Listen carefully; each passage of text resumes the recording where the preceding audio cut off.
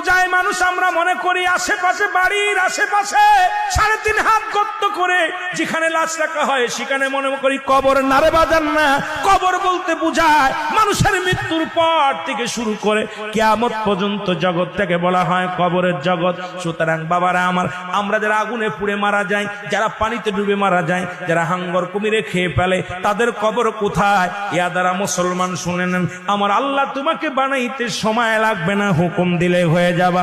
সুতরাং মৃত্যুর পর থেকে শুরু করে কিয়ামত পর্যন্ত জগৎটাকে বলা হয় কবর। এই কবরে যেদিন শোয়া দিবে, 1 নম্বরে আসবে একজন ফেরেশতা, তার নাম হলো নোমান ফেরেশতা।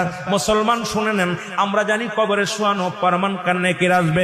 এই ভাইরা আমার, মুনকার নেকির আসার আগে নোমান ফেরেশতা আসবে, কবরে ঢুকে যাবে। সব মুসলমান ডাকতে বলবে, ভাই ওঠো, তোমার ভিতরে রূহটা দেয়া হলো, আজরাইল আলাইহিস সালাম রূহটা বাইর করেছে, আমার আল্লাহ তোমাকে জানটা